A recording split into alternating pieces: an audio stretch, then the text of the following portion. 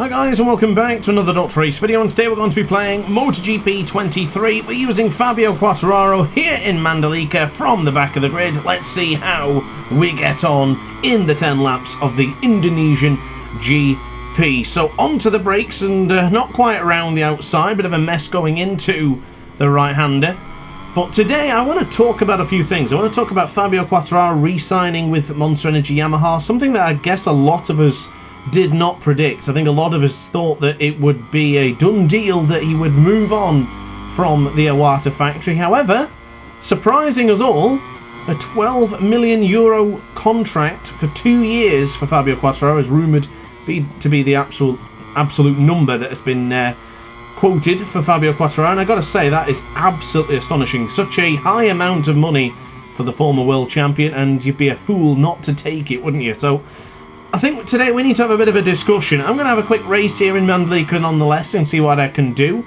Does feel good to be using the Yamaha around this circuit. I had a quick practice a moment ago and I do quite like the track. I didn't really get much chance to do much, but 1 or 2 laps was certainly sufficient for me to go for it all out here in Mandalika. So first and foremost, let's talk about it. First and foremost, we thought that Fabio Quartararo would be moving on to possibly the likes of Aprilia. Maybe another project would open up, or potentially just move to a different team such as Ducati or something like that. There was a lot of speculation, but there was no real truth or big rumours that suggested Quartararo was about to move. Now, I honestly seen him on a Aprilia RSGP, possibly for next season, maybe the year after, depending on Aleix Espargaro and when he decides to finally call it quits in his MotoGP career. But surprisingly enough, I guess the offers right now aren't really that much, because a lot of riders, so I should imagine, are now going to retain relatively status quo. I think Jorge Martin will be the big deciding factor for contracts this season. I think a lot of teams will wait to see what happens to Martin before anything really major, because of course there's a lot of talks about him potentially being finished with the Pramac Ducati team and moving on. Rumours of the Pramac team moving to a different motorcycle, so if they are going to Yamaha or KTM as rumoured, that could be very interesting for the sport, and it could also lead in to the man on the screen right now. If Pramac are moving into a Yamaha, maybe then that has encouraged Fabio to stay. Maybe we don't know what's happening behind the scenes. €12 million that's been reported is a hell of a lot of money. And the only thing I can really think of is Andrea Dovizioso with the factory Ducati team. He was offered a salary which he considered to be an insult from the factory Ducati. And now, 2 trains of thought there, of course. You're on the best motorcycle at the time of the year. I guess it wasn't, since Marquez was still so dominant on the Repsol Honda. But you have to think about the idea of a contract. As a person, as a human being offered a certain sum of money. I can see that Fabio Quartararo is thinking that Yamaha is not doing much right now. They're still fighting for top 10s. Nothing spectacular. Last season was, quite frankly, a disaster. The first time in 20 plus years that Yamaha failed to win a race. It's certainly looking like the worst time for Yamaha. But don't forget, it was like this 20 plus years ago as well. Only until Valentino Rossi and more riders started coming into the project did Yamaha turn things round. And I've got to be honest, I'm still very much hopeful for both of the Japanese manufacturers. It has proven to us that it doesn't matter what year you're in and how you're doing now, you cannot predict what's going to happen in the future. Prime example, the Ducatis. It's a bike that nobody wanted 10 years ago. Now it's the most coveted and sought after bike within MotoGP and World Superbike. So that is a huge difference. But let's talk about Fabio Quartararo and that 12 million. Being offered such a high amount of money means 2 things to me. 1, Yamaha really respect Fabio Quartararo and they need him on board that motorcycle. 2, they think that highly of him and they are preparing to offer so much money because they believe in the project. They believe that with Fabio being there and a bit of patience and a bit more time, they will get back to the top of MotoGP. So, 2 trains of thoughts. You think that, yes, they love me there, they want me to be here, but second of all, if they're prepared to pay so much money, they must be serious about sorting out this bike. And if that's the case, if they believe in the bike, they believe in the project, they're still sticking with the inline 4 engine, they may believe that they have the key to fix the problems now? I hope so. I sincerely hope so. I don't have a favourite in MotoGP. I don't necessarily have a favourite manufacturer, but I've always had a soft spot for the Blue brand, the bikes from Iwata. I do really like Yamaha, but as far as I'm concerned, I just want all the bikes to be at their best, in the best sport in the world, at the pinnacle of motorcycle racing. It would be better to have every single bike up to speed rather than a few teams that you know will never do much. Of course, there is a few teams like that, always has been, but it'd be better without that. So I'm really curious to see what the Yamahas can do. As I say, I want all the bikes to be fighting up the front, and I just hope this is the change for Yamaha. I hope this is the turnaround. They have two magnificent riders in the forms of Fabio Quartararo and Alex Rins. I honestly said before the season started that I felt like Alex Rins would be the top guy at Yamaha, simply because I'd felt that Fabio Quartararo was probably going to check out this season and say, you know what, the Yamaha's not improving, I'm getting annoyed, I'm going to move on. So therefore, I didn't think he would put that much effort in, but I got to say, I was wrong on that one. Clearly, Fabio's heart is at Yamaha, and as long as he works well with the factory boys back in Japan, I can't see why they can't figure it out. I know, really, they've not done a good job as of late. I mean, they haven't done a good job for the past 7 years, let's be honest. They weren't really listening to Maverick Vinales' advice and guidance and knowledge. They weren't listening to Valentino Rossi's. They didn't listen to Andrea Dovizioso. Cal Crutchlow and Fabio Quartararo don't quite see eye to eye with the way the Yamaha was ran. Same as Dovi and Fabio, it never seemed to work, and I'm already reading reports now that Alex Rins feels that the bike is made for Fabio rather than a open, easier bike to ride, which of course the Yamaha's strength has usually been a rider-friendly motorcycle. Look at Johan Zarco back in 2017, jumped on the bike and was absolutely superb. He's basically doing what Pedro Acosta did now, but of course not quite as much hype. Johan Zarco almost won his first race in Qatar if he didn't crash in turn 4, I think it was, turn 2, turn 3, something like that. So yeah, we'll definitely see for the future. I've got to say, I am on the side of being hopeful. Now that the contract's done, now that Fabio's signed, I think a lot of people I've already seen on Instagram, but I find the comments on Instagram and social media are just dramatic.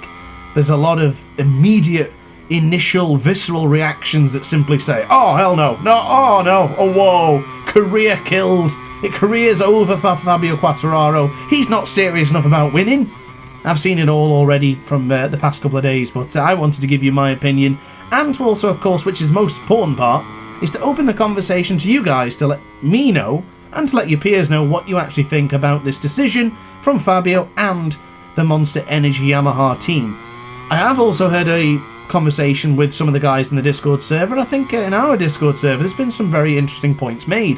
The fact that Yamaha need a rider like Fabio for the sponsors, for the interest, makes a lot of sense. But at the same time, it's foolish to pay a rider 12 million if you're not going to make a change.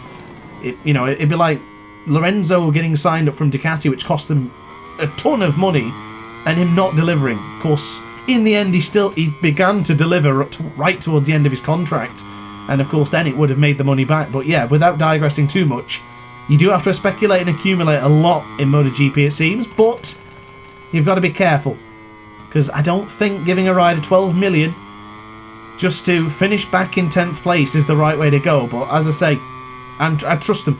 I trust Lynn Jarvis and I trust Yamaha. Let's see what happens. Fingers crossed it works out for the best for the blue brand. Now, regarding MotoGP news, not really much else to discuss with you at the moment. As I say, any sort of conversation regarding Jorge Martin, I think that's when the decisions are going to start being made. I think there could be some irrational choices, actually. I don't know what makes me think that, but I just feel that there's going to be a quick, rash decision because Jorge Martin makes a choice. I've just got this feeling. Really keen to know what's going to happen with Pramac. Do they move on to Yamaha and do they move on to KTM? We need more Yamahas on the grid next season. I certainly hope that's part of this concept of giving Fabio 12 million. We need to see more bikes like that on the bit. We can't have just two bikes of one brand anymore. I know we've had that in the past with the Aprilias. Now we have it with Yamaha. I would like to see that removed. I definitely would like to see two for each team, of course. But there's so many Ducatis, I'm sure we can lose two Ducatis. I'm sure it's not going to ruin the sport or it's not going to have a detriment to the competition. I'm sure if anything it's just going to open and pave the way for different motorcycles and brands. So yeah, that's pretty much it from the conversation regarding Quartararo and his Yamaha contract. If you are enjoying this video, or if you have done so far, don't forget to like, comment and subscribe. It does help out the channel. Always trying to grow it, and I'm always trying to incorporate you guys into the content as well. So as long as you enjoy and you're having a good time, you might as well stick around for a lot more. I of course had the final race yesterday in the Ace Academy Cup. That would have been streamed by now, so that would be available to watch live right here on the channel. So check it out if you haven't seen it already, or alternatively if you did, let me know what you thought of the final round of the Ace Academy Cup. Now MotoGP 24 is not so far away, less than a month to go now. Excited? I hope you are. I am very excited. Hopefully I'll have my MotoGP career mode complete by then, and then we can get cracking. But I've got to say, I'm actually a little bit surprised at this Mandalika race. I chose Mandalika here today for a track because it's Fabio Quartararo's last podium. I think he finished second or third here last season after Jorge Martin binned it in the corner we're about to approach, not now but the next one, turn 11. And then Pecco Bagnaia of course got the victory, which was very, very important for the actual World Championship in the end, because of course that pretty much decided the championship between the Spaniard and the Italian. Still not sure who's going to win the championship this season, but I've still got a feeling that it's Pecco Bagnaia. I'll never count out Pecco, I really wouldn't. After seeing him come back 91 points against this man on your screen right now, I'll never count out Pecco again. Write him off at your peril, ladies and gentlemen. So just 2 more laps to go then. Just going into the final couple of sectors, or final sector now, into the left-hand side for turn 17. This will be the end of lap 8, and thus starting our penultimate lap of the Indonesian circuit of Mandalika. Now, I actually really like this track. I must confess, it's one track I watched on television, watched in World Superbike, of course, and then again in MotoGP, and I thought, I cannot wait to test this track out in a computer game. At the time, I was, I think Superbike 22 might have been the first experience, or possibly MotoGP 22. I don't actually remember. Maybe MotoGP now I think about it, but I remember having a blast with it when I first started as well. So it does feel good to be back here, especially with corners like this. Turn 6, 7 and 8 is just so comfortable, so good to tackle. And then hard onto the brakes, so nice straight line braking suits me well. Going into the right-hander for turn 10. Now I noticed while recording this video that I noticed that Fabio doesn't stick out his leg at all in this game. I think he does once or twice in real life, but obviously not as much as many of the other riders. But I quite like it that he doesn't break the leg, break with the leg out. Feels different when you play him. I like it. So there's the Discord sign on the side as well, guys. Don't forget to join there if you want to be part of our community. 700 plus members in there now, and that's the best place to join for any sort of online competitions within the Ace Academy. It's the best place to be, the only place to be to register for Ace Academy Cup. So if you're interested, you might as well head over there now, or alternatively at the end of today's video. So on to the power then. I don't think I'll use, maybe I will use power setting 3 once to give it another try. I don't think I will be able to improve the lap time. The rear tyre is beginning to slip and slide, and the right-hand side on that hard front is beginning to feel very weak. So I don't think it's a good idea to hit hard on the brakes anymore. But I gotta say, I'm gonna confess here, I thought I would actually comfortably win this one here today. But clearly, the man in first place, Marco Bezzecchi, who I'm still waiting for him to turn it around in MotoGP, as only has been 2 races, of course, this season. But I would really like to see him do well in the Circuit of the Americas, which I believe is this weekend, if I'm not mistaken. Might be next. I don't actually remember. Maybe I should better check that out before I tell you anything else. But I can guarantee I will be there to watch it at the Circuit of the Americas. I reckon, to be honest, it's probably going to be a late one for me, is it? Because it's in the America. So, in fact, no, it'll be the opposite. I will be up late watching that one, which I cannot wait. That'll be Sunday night. I can't wait. Oh, I'm super excited. There's a British Superbike coming back on soon. World Superbike will be here again, and of course MotoGP. It's a good time to be alive, and it's a good time to be part of motorcycles in general. But anyway, Marco Bezzecchi will win the race, 6 seconds clear from the 2021 World Champion. Johan Zarco will finish behind us in 3rd place, but more importantly, we will finish this race here in Mandalika, and that will conclude our chat and discussion regarding Fabio Quartararo's big contract in MotoGP. Oh, Brad Binder, fastest man on track, 1:27.6. Impressive stuff. And the final couple of laps here in Mandalika. But guys, that's it from me. Thanks for watching. Don't forget to like, comment and subscribe. I'll see you in the comments section for a chat about said contract. And apart from that, I'll see you in the next video. Don't forget, like, comment and subscribe. Ciao for now. Oh hi, didn't quite see you there. Good to see you're still here. If this video didn't quite set your appetite, then why not watch some more DrAce content by clicking the video shown on screen now. Furthermore, if you would like to follow me on social media, you can do so now with the links down in the description. Consider subscribing so you don't miss a single DrAce video.